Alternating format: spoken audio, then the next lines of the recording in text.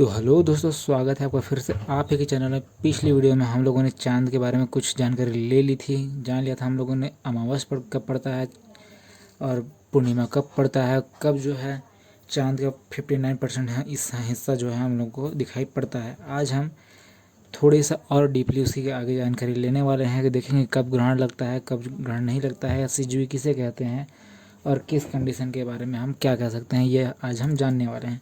तो कल मैंने आप लोगों को बता दिया था कि न्यू मून किसे कहा जाता है, न्यू मून, और बता दिया था आप लोगों को सुपर मून, और आप लोगों को बता दिया था ब्लू मून, और एक छूट रहा है फुल मून। फुल मून, ये सारी चीज़ें जो हैं मैंने आपको कल बता दी थी, पूरी अच्छे से जानकारी दे दी थी। एक और टॉपिक है जो थोड़ा छोटा था, वो छूट गया था, वो क्या था, रेड मून।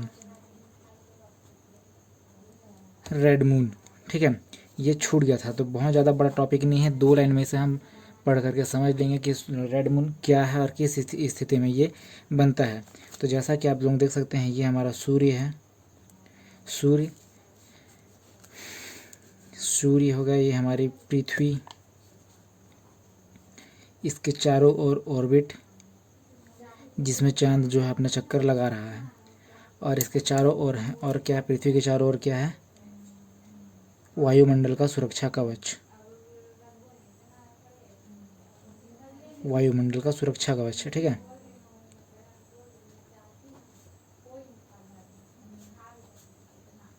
वायुमंडल का सुरक्षा कवच है हमारी पृथ्वी के चारों ओर।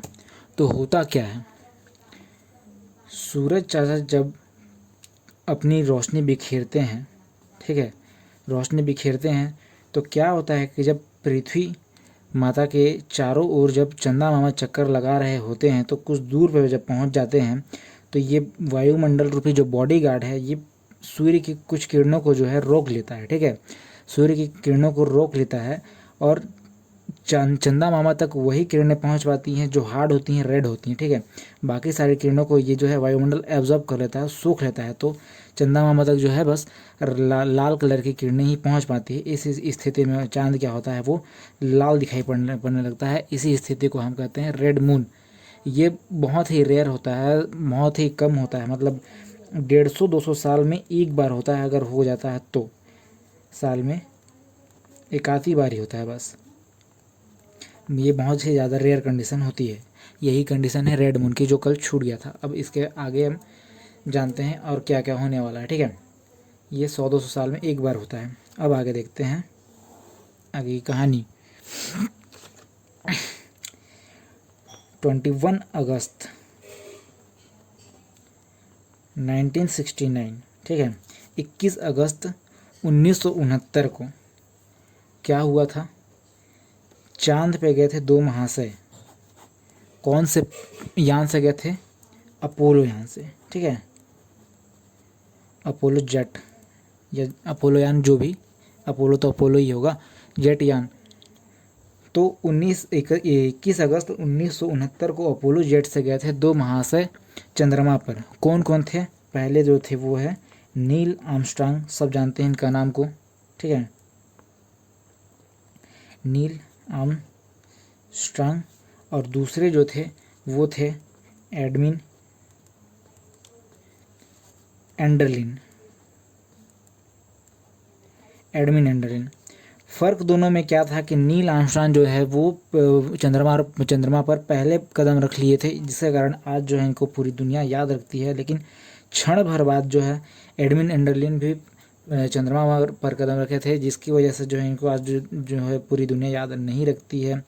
मतलब बहुत कम, अगर एग्ज़ाम में भी पूछा जाता है कि पृथ्वी चंद्रमा पर पहला कदम रखने वाले पहले शख्स कौन थे, तो खाली नील आर्मस्ट्रांग। लेकिन एडमिन एंडरलिन को कोई पूछता भी नहीं है। छोड़िए ये सब बातें, आगे बढ़ते हैं हम। तो हुआ ये था कि जब ये अपोलो जेट से चंद्रमा पर गए थे, तो ये जिस जगह पर उतरे थे उसे हम कहते हैं, इंग्लिश में उसे हम कहते हैं सी ऑफ ट्रायंगुलिन, सी ऑफ ट्रायंगुलिटी, ठीक है। हिंदी में इसे कहा जाता है शांति का सागर। शांति का सागर, और इसे ही हम कहते हैं मारिया का मैदान।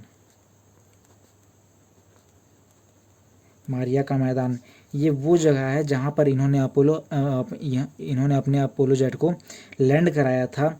इसे हम इंग्लिश में कहते हैं सी ऑफ ट्रैंक्विलिटी, शांति का सागर और मारिया का मैदान। सागर आया उसका मतलब ये नहीं कि वहाँ पानी है, यहाँ पर उल्का पिंड जो है बहुत कम मात्रा में गिरते हैं, जिसके कारण ये जो जगह थोड़ी सपाट है, थोड़ी मैदानी है, इसी कारण हम इसे कहते हैं शांति का सागर, या फिर इसे ही हम मारिया का मैदान कहते हैं। ओके, इसके बाद आप एक बात गौर करिएगा, अगर आप ये वीडियो रात में देख रहे हैं तो अभी घर से बाहर निकल के देखिए, चांद को आप देखिए, तो चांद को आपका एक ही हिस्सा दिखाई देगा। चांद तो पूरा गोल है 360, लेकिन उसका हमें फ्रंट पेज ही दिखाई देता है। जैसे ये है पूरा चांद, ये चांद है, ये 2D चांद है, इसके पीछे भी गोला है, इसके आगे भी गोला है, लेकिन हमको चांद जो है सिर्फ एक फेस ही दिखाई देता है, सामने का ही दिखाई देता है।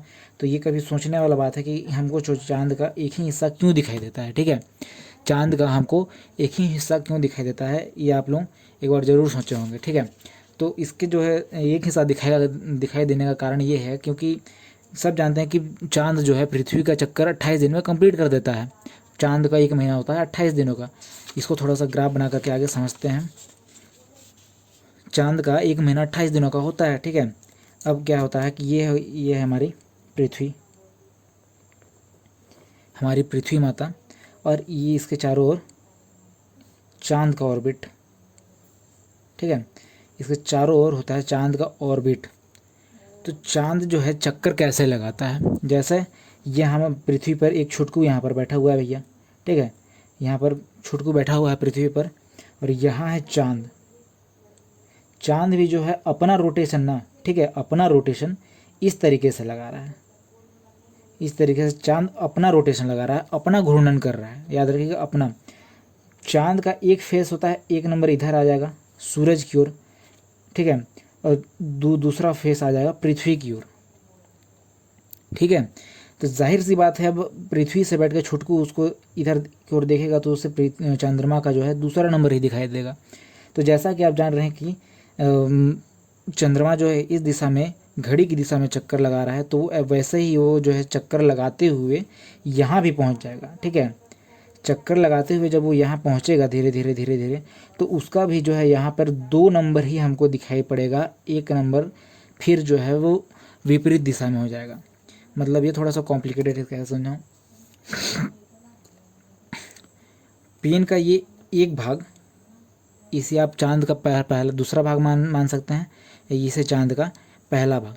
ठीक है, अभी ये क्या है कि ये इस तरह से अपना चक्कर लगा रहा है, ऐसा अपना चक्कर लगा रहा है, देखते जाइए, ये ऐसा अपना चक्कर लगा रहा है। अब ये ऐसा आएगा तो यहाँ पर दूसरा आ गया, लेकिन ऐसे ही चक्कर लगाते हुए भी क्या कर रहा है, ये पृथ्वी का भी चक्कर लगा रहा है।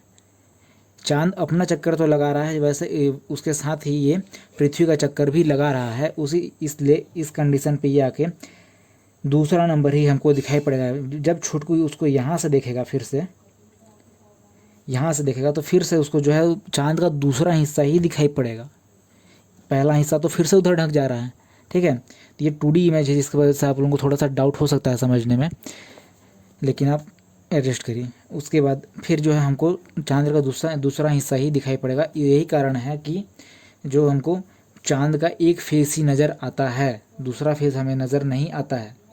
ठीक है, अब क्या है कि कल मैंने आप लोगों को कहा था कि मैं आपको सीजवी भी बताऊंगा, सीजवी की कंडीशन।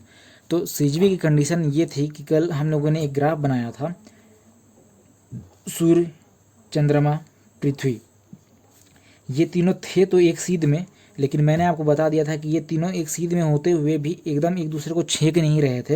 ये 5 डिग्री के एंगल में जो थे ऊपर नीचे थे। ठीक है, 5 डिग्री के एंगल में ऊपर थे या फिर नीचे थे। तो इस कंडीशन को हम लोगों ने ग्रहण नहीं कहा था, तो यही कंडीशन जो है ये कहलाती है सीजवी। ठीक है, तो होता क्या है सीजवी, ठीक से आपको समझा देता हूँ मैं। सीजवी क्या होता है, जब कभी देखिए सूरज, चांद या पृथ्वी एक ही दिशा में आ जाते हैं, ठीक है, एक ही लाइन में आ जाते हैं, लेकिन वो एक दूसरे से थोड़े ऊपर नीचे होते हैं, तो इस स्थिति को हम ग्रहण न करके कहते हैं सीजवी। ठीक है, क्योंकि पृथ्वी जो है 5 डिग्री ऊपर या फिर नीचे होता है, पृथ्वी और चांद के में बीच जो है 5 डिग्री का गैप होता है। ठीक है, तो ये हो जाएगा हमारा सूर्य, और यहाँ पृथ्वी के ऑर्बिट में चक्कर लगा रहा है चांद, अपना चांद लगा रहा है चक्कर। तो अब क्या होगा कि देखिए अभी भी जो है ना, है तीनों एक लाइन में, लेकिन कोई एक मतलब सीधाई में नहीं है, कोई ऊपर है कोई नीचे है। ठीक है, तो इस स्थिति में भी चांद जो है ग्रहण नहीं लगेगा, इसे भी हम सिजवी कहेंगे। अब दूसरी कंडीशन देखते हैं, फिर से सूर्य। ठीक है, अब होगा यहाँ पे चक्कर लगाते हुए चांद यहाँ पहुँच जाएगा, पृथ्वी ये अपना इसका ऑर्बिट, अब जो है चांद चक्कर लगाते हुए यहाँ पहुँच गया है। ठीक है, अब ग्रहण कब लगेगा, सिजवी तो जान गए ये क्या होता है। अब ग्रहण कब लगेगा, यहाँ आ गया है चांद। अब देखिए पृथ्वी घूमते हुए क्या होगा कि जब पृथ्वी सूर्य का चक्कर लगा रही होती है या फिर घूम रही होती है, तो एक समय ऐसा आता है कि वो थोड़ा सा ऊपर उड़ जाती है। ठीक है, थोड़ा ऊपर उठ जाती है, जो 5 डिग्री के जो गैप होता है वो जो है उसको मेकअप कर देता है, और पृथ्वी जो है ऊपर आ जाती है। तो इसी स्थिति में है जो है अब ग्रहण लगने वाला है। जैसे ये सूर्य, अब जो है पृथ्वी उठ करके आ गए यहाँ पे। ठीक है, पृथ्वी ये उठ करके 5 डिग्री के गैप को जो है कम कर दी है, और यहाँ पर आएगा चांद।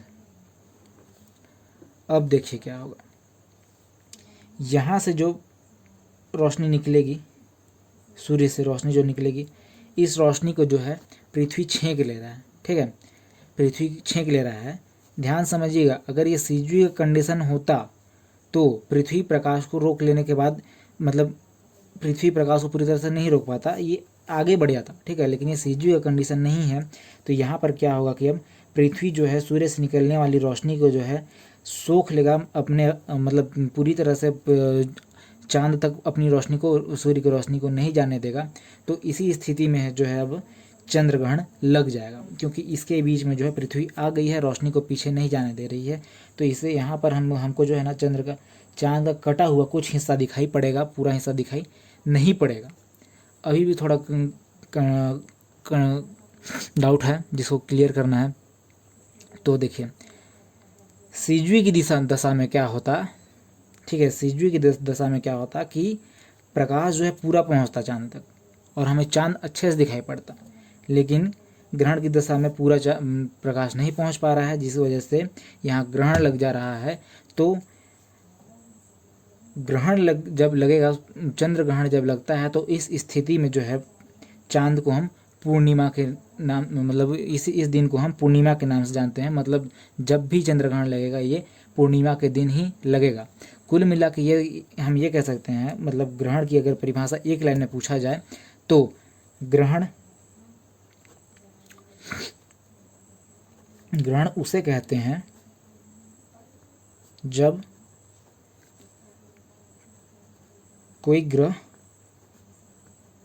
पूरा ना दिखता है। ठीक है, पूरा ना दिखे, कटा हुआ दिखाई पड़ता है। देखे होंगे आप लोग, कटा हुआ दिखाई पड़ेगा। इसी स्थिति को हम कहते हैं ग्रहण। ठीक है, अमावस में हमको चांद दिखाई ही नहीं पड़ता है, क्योंकि वहाँ पर जो है रोशनी पहुँच ही नहीं पाती है, पूरा चांद जो है काला हो जाता है, तो हमको चांद दिखाई ही नहीं पड़ता है। तो जाहिर सी बात है वहाँ पर ग्रहण लग ही नहीं सकता।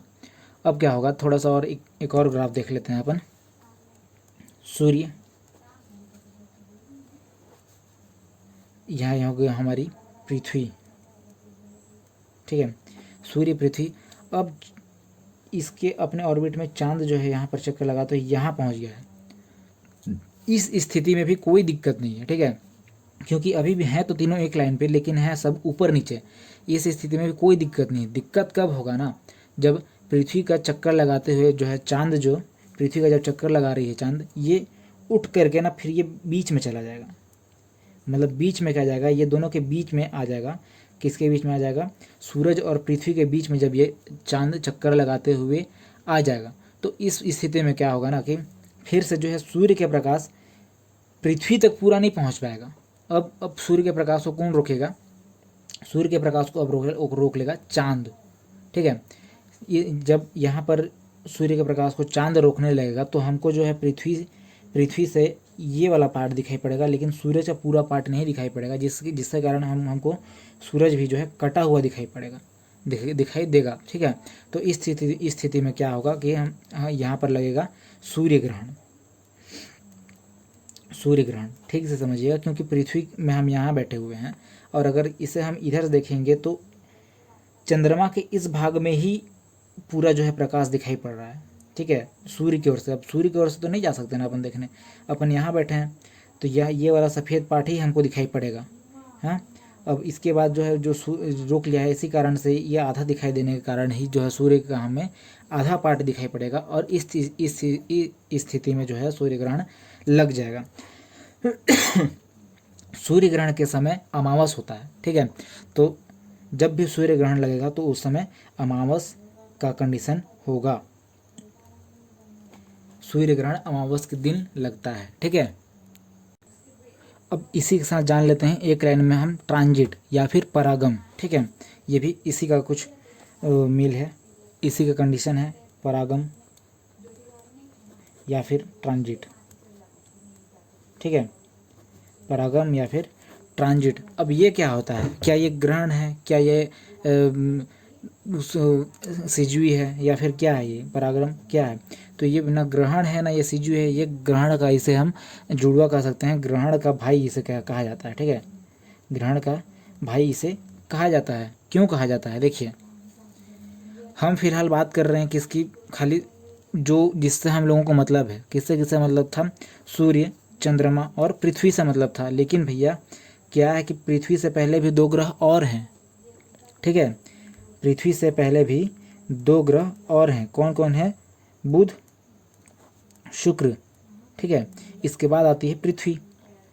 लेकिन हमको इन दोनों से मतलब नहीं होने के कारण जो है हम खाली चंद्रमा और सूर्य के बारे में बात कर रहे हैं। जब कब चंद्रमा बीच में आ जाता है तो कब लग जाता है। ठीक है, तो ट्रांजिट के कंडीशन में होता ये है ना कि यहाँ पे है चांद, तो जो चीज़ भले ही ये बड़े हैं और सूर्य के करीब हैं, उसके करीब होने के बाद भी जो है ना ये सूर्य को नहीं ढक पा रहे हैं।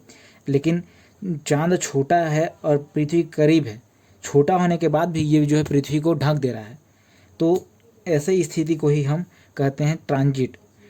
होता ये है कि ये है दूर, लेकिन ये ढक नहीं पा रहे हैं। ठीक है, ढक क्या नहीं पा रहे हैं, जो पास है वो छोटा होने के बाद भी अगर कोई पास रहेगा तो वो बड़ी चीज़ों को ढक देगा। जैसे ये कैमरा है, मेरा हाथ यहाँ पे है। ठीक है, कैमरा है और हाथ मेरा यहाँ पर, अभी जो है ये मेरा हाथ अब कैमरे को नहीं ढक पा रहा है, दूर होने के पास भी और छोटा होने के बाद भी। लेकिन जैसे जैसे मैं इसको बड़ा ऊपर करते जाऊँगा, जैसे ये चांद समझिए ये ऊपर आ रहा है, अब जो है ये पूरी तरीके से कैमरे को ढक दे रहा है। समझ रहे हैं ना, मतलब ये पास आने के बाद जो है ये पृथ्वी को ढक दे रहा है। ऐसा ही कंडीशन होता है यहाँ पर भी। लेकिन ये बुध शुक्र जो है दूर होते हैं, तो इसलिए वजह से इसका हमें अपनी पृथ्वी पर कोई प्रभाव देखने को नहीं मिलता है, या फिर सूर्य का प्रकाश जो है पूरी तरह से नहीं रुक पाता है। इसी कारण इसे हम कहते हैं ट्रांजिट, या फिर हम इसे कहते हैं परागम।